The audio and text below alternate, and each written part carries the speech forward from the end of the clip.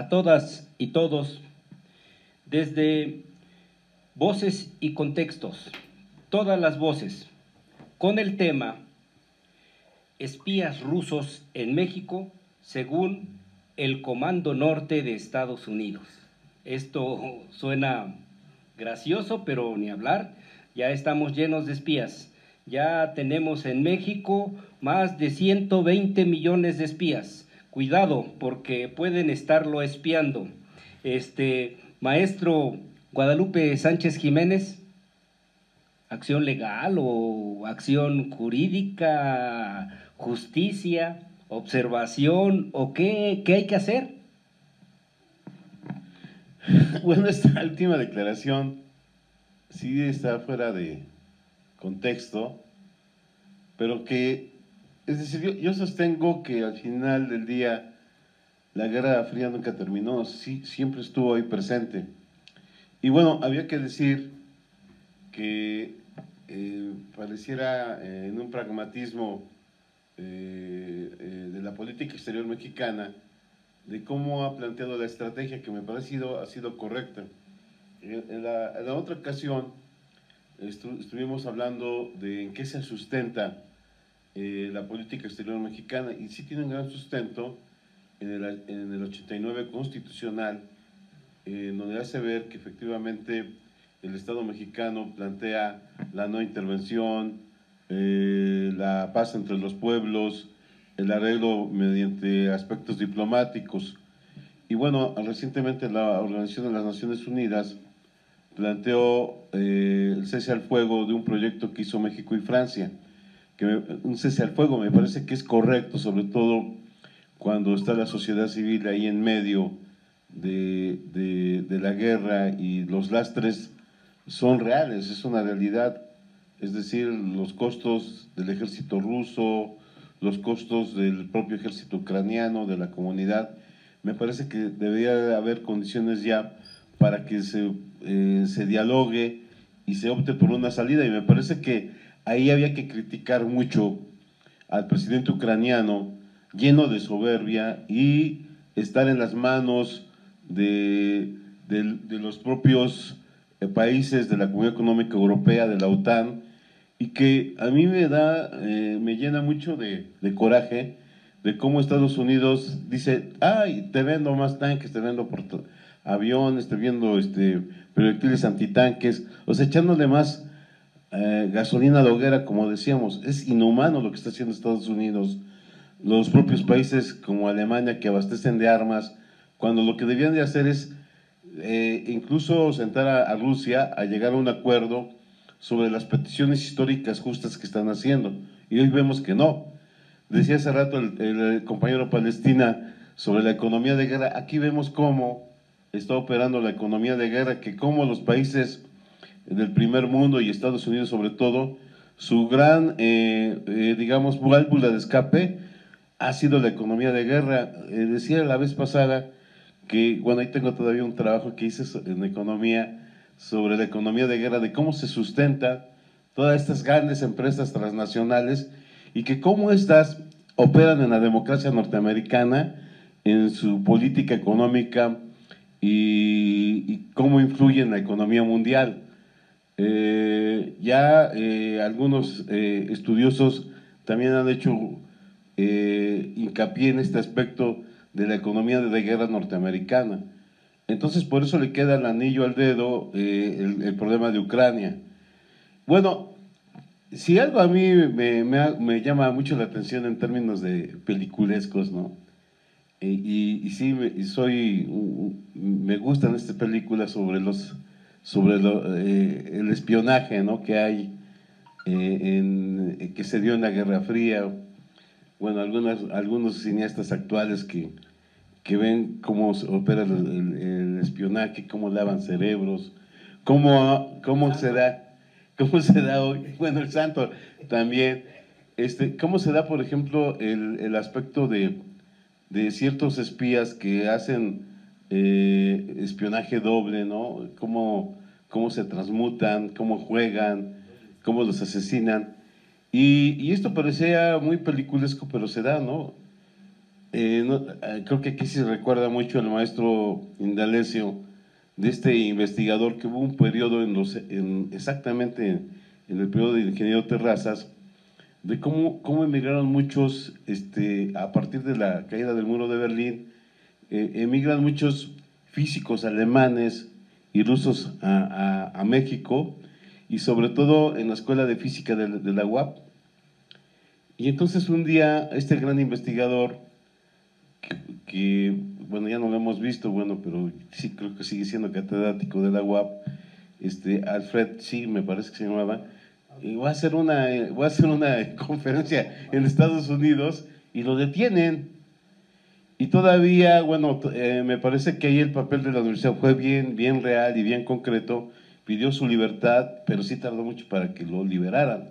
O sea, como un académico lo vinculan a una idea de que es espía. Bueno, hoy vemos como hay un investigador que sigue siendo, que ya creo que se declaró culpable erróneamente y ya lo van a detener, ¿no?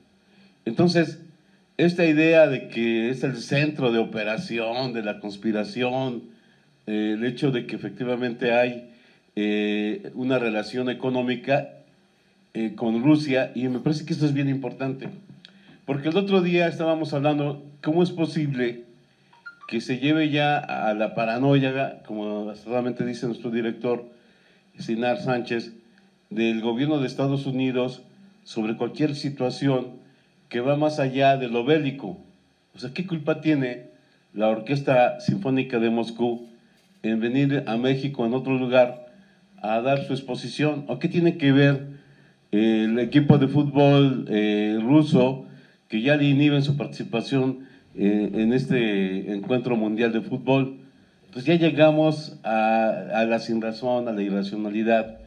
Como dijera el gran teórico Marx, ¿no? Lo racional se vuelve irracional y lo racional se vuelve racional, y lo vemos normal. Y entonces se decía también, qué bueno que el Estado mexicano no asume una actitud de subordinación sobre la política norteamericana, que tiene una perspectiva económica en Europa, de querer tener la dominación como zona económica y de la geopolítica mundial. Y por otro lado también que el Estado mexicano, pues si hablamos de las entidades multinacionales, de los Estados-nación, que asuman una actitud de no subordinación y que se dé esa relación económica, cultural y política con Rusia. Pero cuando hablamos de Rusia estamos hablando también del pueblo ruso. Y entonces vemos hoy, como decía Pale aquí, entonces ya todos los mexicanos somos prorrusos, somos agentes de la CIA. Esperamos que la CIA hoy no nos censure, por ejemplo, y diga que somos una fuente de instrumento de mediación del gobierno ruso. Aquí hemos sido muy críticos también en ese sentido, de que es necesario que efectivamente se llegue a una resolución diplomática ya. Algunos plantean que en el mes de mayo se podría terminar la guerra. Esperamos que sea antes y que este tipo, que hoy lo ven como héroe, pues está en esta idea de no sentarse como primer ministro a un diálogo con Rusia y llegar a un acuerdo sobre todo este aspecto importante de que Ucrania no debe ser parte de la OTAN, se siente y que entienda históricamente que Ucrania tiene grandes raíces históricas también con Rusia. Entonces me parece que también el llamado que también hizo el Senado, bueno, algunos senadores, es llamar a Rusia que se siente y tenga un diálogo diplomático, y la ONU se hizo esto. O sea, en la ONU se hizo, es decir, el resolutivo no vinculante es que México llama con Francia a que se dé una salida diplomática, y eso es bueno. Y entonces me parece que la actitud del gobierno ha sido correcta, y bueno, ya en la paranoia de que aquí es el centro de la conspiración contra Estados Unidos, me parece que está fuera de lugar. Gracias, maestro. Sin lugar a duda, creo que uno de los puntos elementales nos lleva a tres elementos. Uno, la conferencia que realiza el PT, el Partido del Trabajo, donde argumenta un símbolo de amistad con Rusia. 2, la conferencia que se hace con el embajador de Estados Unidos, también la primera fue con el embajador de Rusia, la segunda fue con el embajador de Estados Unidos, y donde también se afirma la amistad con Estados Unidos. Pero si ha existido un grupo de diputados y dice, yo soy amigo de ucranianos, también se hace. Y creo que el otro punto es el llamado diplomático de solo 2 países, de Francia y de México, llamándolos, dialoguen, platiquen, pónganse de acuerdo. Finalmente, después de una guerra se va a platicar, después de una guerra se tiene que negociar, y ese es el punto central. El diálogo, la concertación, la capacidad de saber concertar, ese es el final de la guerra y de todas las guerras. Maestro Indalecio. Gracias. Primero, aquí en el programa ya nos habíamos manifestado, estamos en contra de la guerra. Estamos en contra de la guerra porque siempre los perjudicados son los civiles. Y estamos a favor del pueblo ucraniano y también a favor del pueblo ruso. Son condiciones distintas. Lo que está sufriendo el pueblo ucraniano es una situación de guerra, pero también el pueblo ruso está sufriendo en términos de las medidas que Occidente ya tomó para presionar al gobierno de Putin. Entonces creo que primero, digamos, estamos en contra de la guerra, estamos a favor de los pueblos, el pueblo ucraniano, el pueblo ruso, y repito, también está en una situación, digamos, el gobierno de Putin lo metió en una situación pues anormal. Creo que el punto está en que hay un contexto en el que los occidentales y en particular el gobierno norteamericano está presionando políticamente para que todos se alineen hacia un lado. Entonces eso es incorrecto, ya lo manifestó el presidente de la República. No somos colonia ni de Estados Unidos, ni de Rusia, ni de China, ni de nadie. Es decir, somos mexicanos y nos guiamos por la autodeterminación. Y también, digamos, está muy clara la política exterior mexicana. Es muy riesgosa la declaración del Comando Norte porque quieren meter, ya lo había dicho el maestro Lupillo, en una atmósfera que ya la habíamos pensado superada, es decir, en la atmósfera cuando la Guerra Fría, de que ahí están los rusos, ahí están los comunistas, en fin, etcétera. Y es peligrosa, más bien tiene doble filo, es decir, con el propósito de estar presionando al gobierno legítimo de Andrés Manuel López Obrador y a los ciudadanos, también mexicanos, en términos de la reforma eléctrica. Es decir, creo que es injerencista esa declaración, y por el otro es el que hay una cantidad muy importante de agentes rusos en México. Y yo les diría al Comando Norte que hicieran bien sus cuentas, porque están errándolo. Es decir, aquí, ¿qué harían los agentes rusos? Desde aquí controlar o observar los movimientos del Pentágono, desde aquí estar observando a los espías de la CIA, o desde aquí estar observando los movimientos de buques, etcétera, etcétera. Pues no. Y en todo caso, por deducción, la mayor cantidad, si es que hay, de espías rusos están en Estados Unidos, no están en México. O sea, que no nos vengan a nosotros a querer enjaretar espías rusos, porque al ratito nos van a querer enjaretar espías chinos, o al ratito nos van a querer enjaretar espías de Corea del Sur, perdón, de Corea del Norte, etcétera. Entonces, creo que sí hay una situación esquizofrénica, paranoica, que no ayuda en nada, no abona en nada a los llamados de la paz. Es decir, creo que se están pasando, digamos, están muy nerviosos, y creo que ese nerviosismo lo deben de tener allá y no acá. Es decir, no, ¿por qué compartir sus tristezas?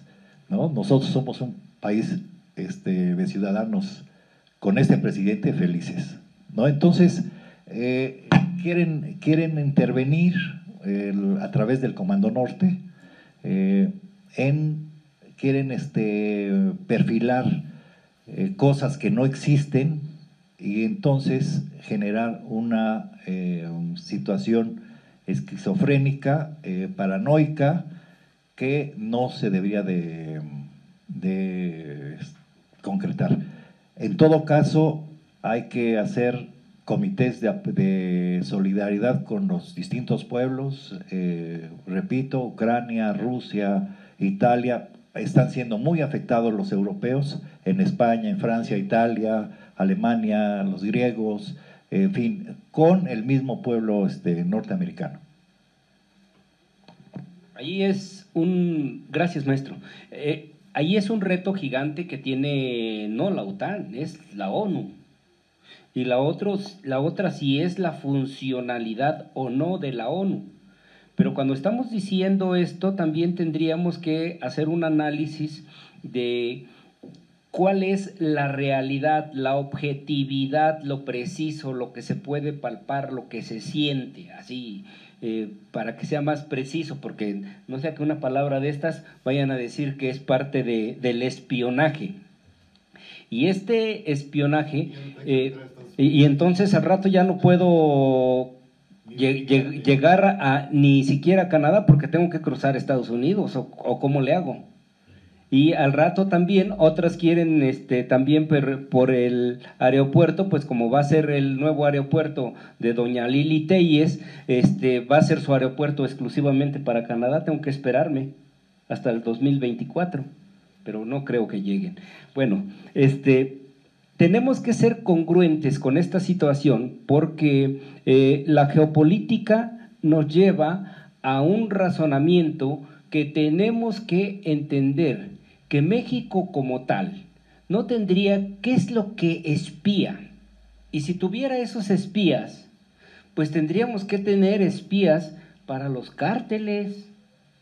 Tenemos tantas broncas en México que para tener espías de esa naturaleza, pues aquí en este país no se espía.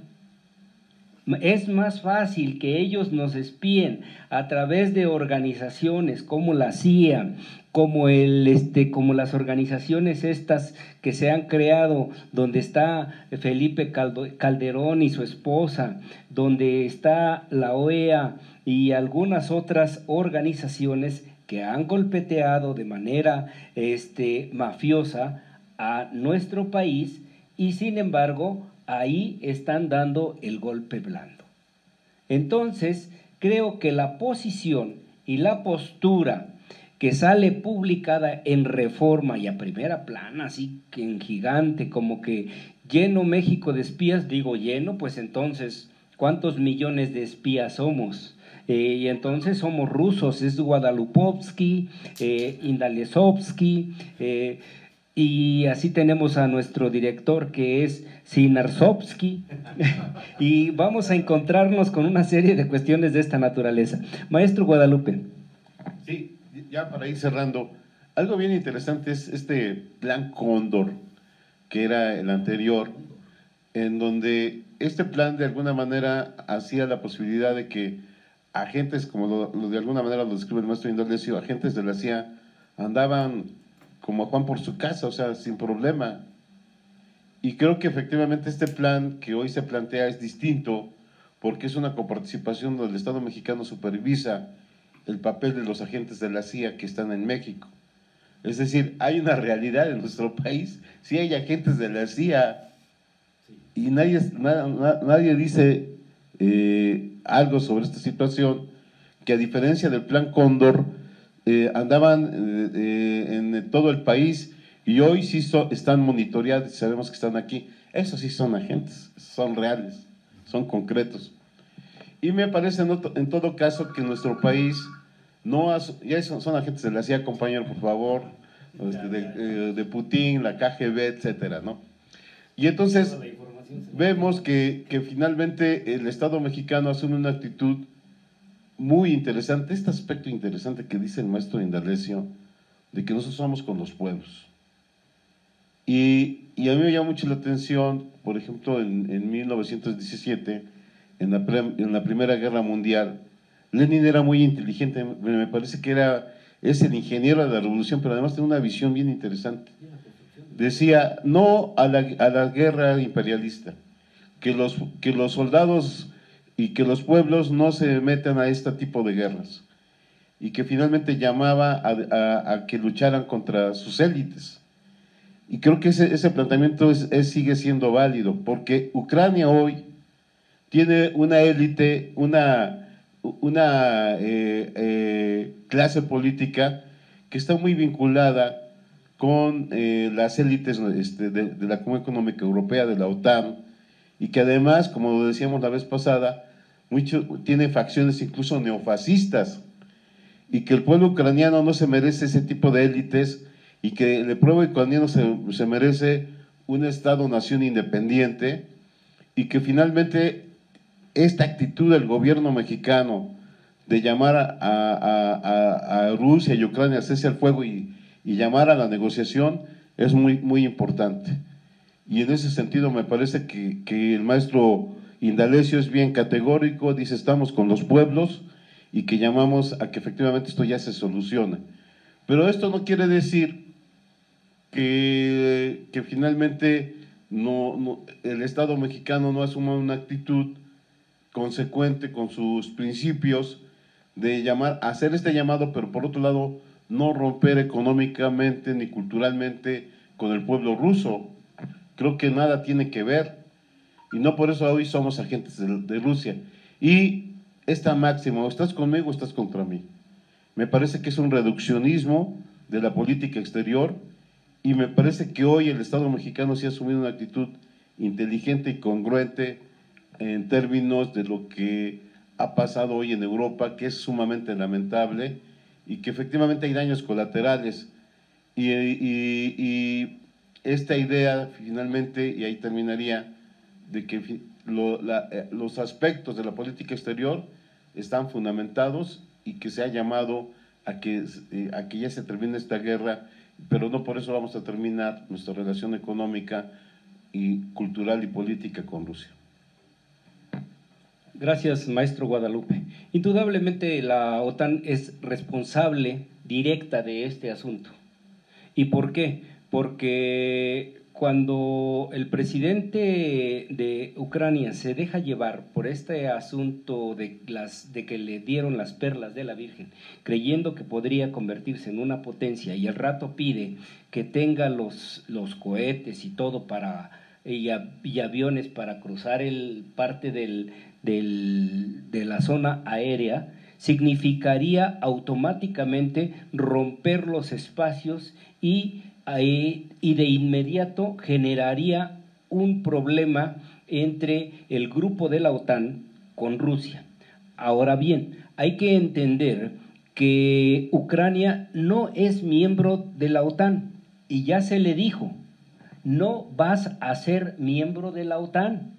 Y también ya se le planteó, no vas a ser miembro de la OTAN, pero sí puede ser un país autónomo, independiente, y además que pueda garantizar su propia soberanía, que además es válido que la tenga que tener, porque es un país y es una república que debe contar con esas garantías, y sin que tenga las armas. ¿Por qué la necesidad de las armas? ¿Por qué esa necedad de poner a disposición a los habitantes de su población para ponerlos listos para que estén a cualquier hora y puedan morir. Eso me parece más que irracional. Esto es ser mercenario, y ahí es una posición que no se está dando. Dicen, es que el pueblo de Ucrania defiende su país. Sí, pero ¿por qué no ves la situación distinta? ¿Qué pasa ante un país pacífico que no tendría una situación de esta naturaleza? ¿De dónde vienen las armas?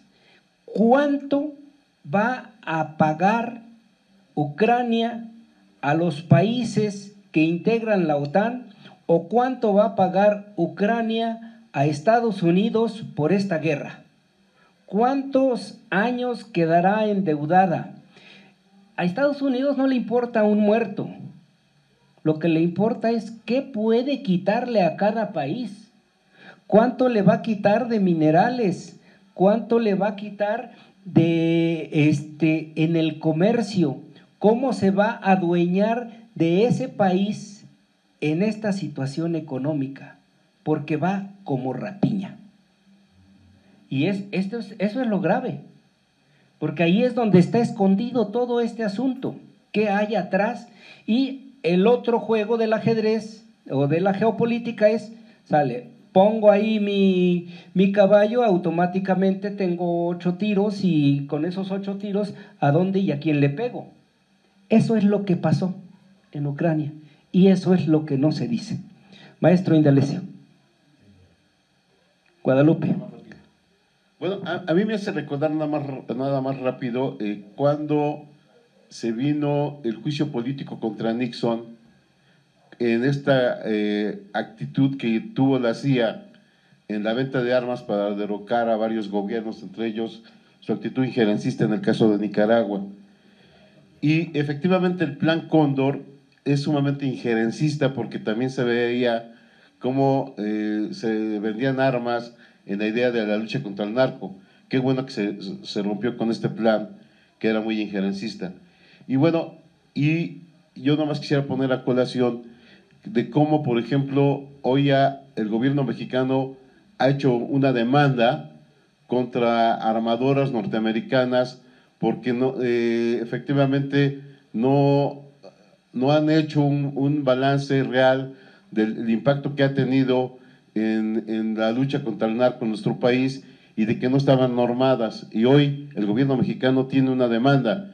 Bueno, con esto quiero dar a conocer o replantear o sacar a la luz pública de cómo las empresas de la economía de guerra son las grandes beneficiadas en el caso de Ucrania. Cuando Estados Unidos dice, es que yo le voy a dar armas a Ucrania, pues es que ahí están ganando las grandes empresas militares o fabricantes de armas, y que son las beneficiadas por esta crisis. Bueno, ya anteriormente, cuando decía que hay algunos teóricos que lo han planteado así, es el caso de Noam Chomsky. Noam Chomsky hace una crítica de cómo los grandes corporativos son los que están prevaleciendo en las políticas militares, económicas y sociales, en la geopolítica norteamericana, y que son las más beneficiadas. Es decir, no hay gran diferencia entre el Partido Republicano y el Partido Demócrata, que han tenido una visión guerrerista de intervencionismo, en el caso, por ejemplo, de América Latina, en el caso de Irak, en el caso de Afganistán, donde ellos han hecho genocidios, y la política de economía industrial de guerra sale a relucir por ese intervencionismo. Luego, entonces, lo que hoy vemos en esta actitud del gobierno de Biden es dar más gasolina, lejos de asumir una actitud de una salida diplomática y reconocer que Rusia en un momento dado también tiene, fundamentos históricos de por qué ha hecho esto, pero también decir que, como lo ha dicho el maestro Indalecio, pues sí, también tiene efectos y costos para el pueblo ruso, y que finalmente el Estado mexicano hace un llamado al gobierno de Rusia, al gobierno de Ucrania, a que le den ya una salida y que se dé una cese al fuego, pero también que se dé una salida diplomática. Y que la élite ucraniana, encabezada por este presidente, se ha plegado más al bloque de la Comunidad Económica Europea, al bloque de la OTAN, que privilegiar una salida. Es decir, ha asumido una actitud de soberbia al llevar al máximo a un sacrificio al pueblo ucraniano que dar una salida diplomática. Gracias, maestro. Ahora sí inspirado estabas. Maestro Indalecio. Digamos que por los pueblos directamente más afectados es el ucraniano y es el ruso, digamos, en situaciones, digamos, producto de esta guerra, que es irracional. Pero también el pueblo norteamericano está siendo afectado. O sea, vean la inflación, y no se diga el pueblo, o sea, en Europa, es decir, España, Francia, Italia, Alemania, el Reino Unido, Polonia, toda esa zona, los más afectados es precisamente el pueblo, los pueblos, y los más beneficiados efectivamente es la industria armamentista y además el sector financiero. Estoy seguro que le han de estar poniendo los fajos de dinero a Ucrania, digamos, al gobierno, o sea, el gobierno o los gobiernos, digamos, hago la diferencia entre el gobierno y los pueblos, para efectivamente que se financie. Es parte de también el sector financiero saque ganancias de este proceso. Entonces, primero ya se debe de terminar porque el sufrimiento, es decir, de los pueblos directamente afectados, pero también de los indirectamente afectados. Es decir, también, es decir, todo el proceso inflacionario que se está desatando, y incluso en países de América Latina. O sea, es generalizado, o sea, no se puede es decir, estar a favor de un conflicto donde nos están afectando a todo el mundo.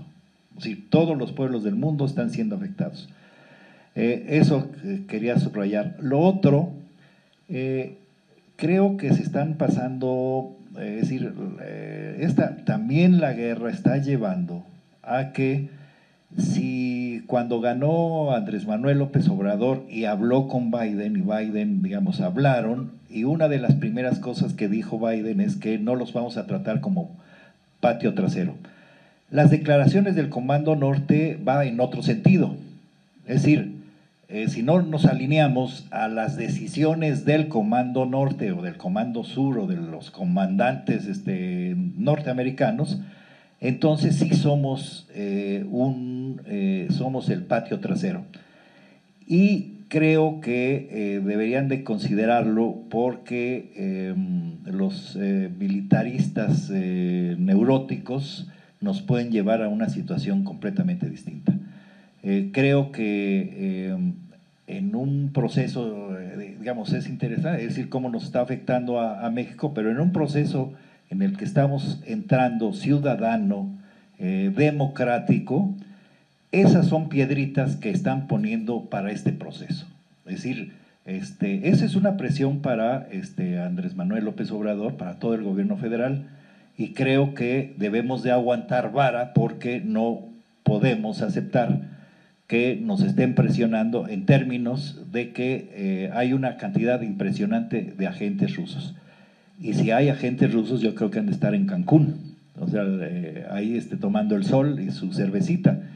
Entonces, están exagerando y creo que eso es lo peligroso. Es lo peligroso porque, ya como lo dijo Pale, se va combinando declaraciones que algunos sectores de la sociedad mexicana lo toman como ley, es decir, de que hay agentes rusos, entonces hay una inclinación que no es cierto en relación a una de las, digamos, de las fuerzas bélicas que están en guerra. Entonces, está muy clara la posición de Andrés Manuel López Obrador.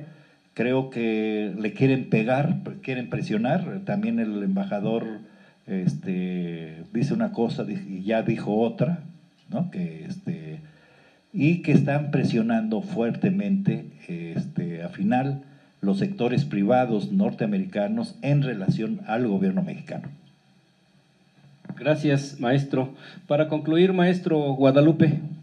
Bueno, nada más decir, así como lo apunta, que ya me apasioné, lo apunta muy acertadamente el maestro Indalecio, de esta relación entre los pueblos.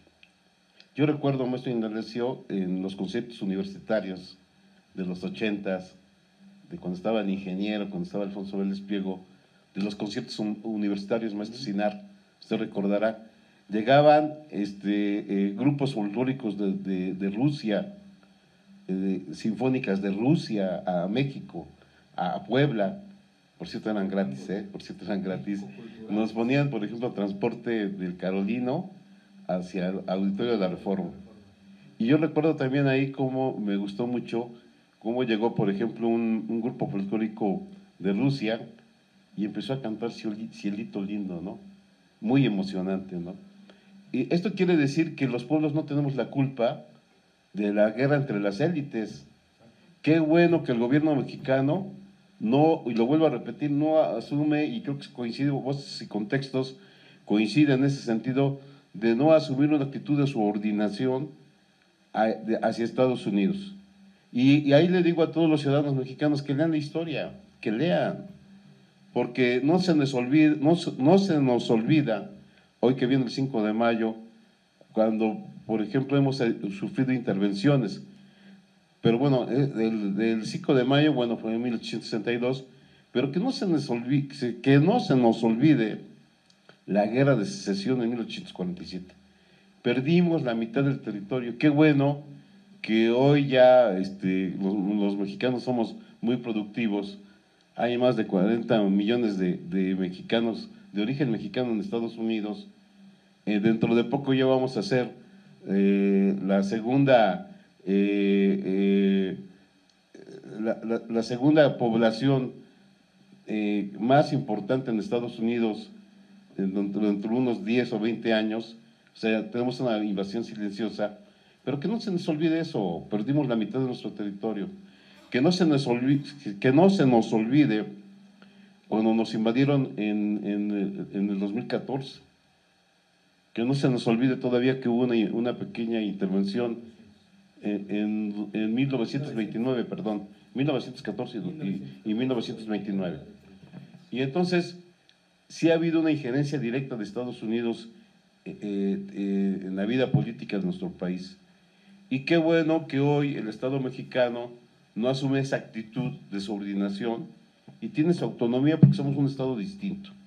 Y eso no quiere decir que rompamos con el pueblo norteamericano o con el gobierno norteamericano, pero no somos Puerto Rico, somos un país autónomo e independiente que tiene una política exterior y que tiene una relación con los pueblos de todo el mundo. Maestro Indalecio, para concluir. Sí, yo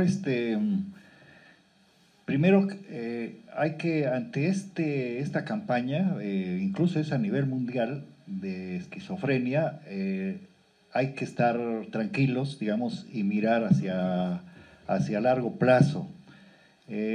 Yo creo, hay presiones, van a estar aumentando incluso las presiones del exterior para tomar partido, o sea, van a estar ahí, y yo creo que hay que mantenerse con los principios de política exterior tradicionales en México. Es una cuestión. Lo otro, lo del Comando Norte, debería de hacer un reporte de efectivamente, históricamente ha habido una relación entre los ejércitos, es decir, de los gobiernos norteamericanos con los gobiernos mexicanos. ¿Cuántos cursos no se toman en Estados Unidos? Los marinos, los de la Fuerza Aérea, los digamos, la artillería, etcétera, etcétera, ¿sí? En Estados Unidos de Norteamérica. No van a Rusia, no, ni van a China, o sea, van a Estados Unidos. Entonces, yo creo que ese Comando Norte no debe de asumir, es decir, debe de asumir responsabilidades militares y no políticas en relación al gobierno mexicano. Es decir, casi está sustituyendo al embajador de Estados Unidos en México con esas declaraciones.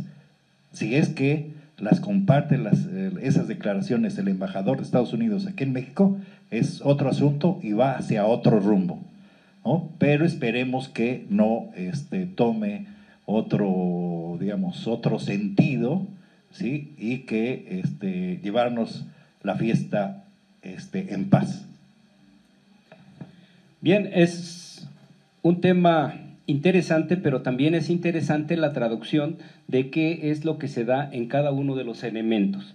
¿Por qué? Porque en el elemento primario, donde se invitó al embajador ruso, que fue a través de Alberto Anaya, dirigente del PT, Nelly Maceda, de Gerardo Noroña, de Carolina Gaspar, y esto es un proyecto que se tenía desde antes, que se llama la Amistad México-Rusia Cultural. Incluso, aunque no se crea, se tiene un sello por ahí de este grupo, porque el maestro Horacio Gaspar tenía relación con estos grupos, y era un grupo artístico, efectivamente cultural. No iba más allá de esto. Pero aquí lo interesante es qué es lo que deja sembrado una situación de guerra de esta escasez de alimentos, el alza del acero, el problema de los energéticos, la defensa de los derechos humanos. Pero aquí viene la declaración de los pueblos y el respeto de las naciones, que es la parte esencial, y esto es la política extrada. Y es la política extrada donde México efectivamente respeta a todas las naciones, y entonces tampoco podemos permitir que el embajador Ken Salazar venga y diga: sí, tú eres mi amigo, pero no seas amigo de él, porque si no, ya no estoy contigo. Entonces nada más puede ser amigo de estos porque estamos cerca, con los demás ya no. A ver, momento, nosotros somos amigos del mundo, de todo el universo, y donde exista una persona, ahí estaremos. Y México es un país de la paz, pero no somos amantes de la guerra. Los amantes de la guerra, habría que hacer una lista y ver, que ya está circulando, cuántas naciones han sido invadidas por Estados Unidos, cuántas naciones han sido también usadas por Rusia y que no fueron tomadas en cuenta. ¿Por qué? Porque no estaba en medio de Europa, pero ahora sí, y entonces les preocupa mucho. Entonces, esa es una de las situaciones. Y la otra, que dice el secretario Grenden Gers, me parece totalmente absurdo que el Comando Norte esté acusando a México que es el lugar que más espías tiene. Yo digo que se fije en su grupo, a lo mejor en su grupo tiene los espías, o qué tal si él es espía de su propio país, o es un doble espía. Y ahí la dejamos. A ver, compañero Guadalupe. Nada más, bueno, el llamado al presidente de Ucrania, a nombre de Voces y Contextos, a dejar de ser lacayo de Estados Unidos y que ya se siente a negociar y deje de sacrificar al pueblo ucraniano. Y llamar al pueblo ucraniano también a llamar al señor presidente a que su élite económica y política deje de estar subordinado al gobierno de Estados Unidos. Muchas gracias, amigos de Voces y Contextos. Los esperamos el 6 de abril a las 5 de la tarde en el Paraninfo para que escuchemos la presentación del libro de La jaula de Bartratt, escrito por el maestro Humberto Sotelo.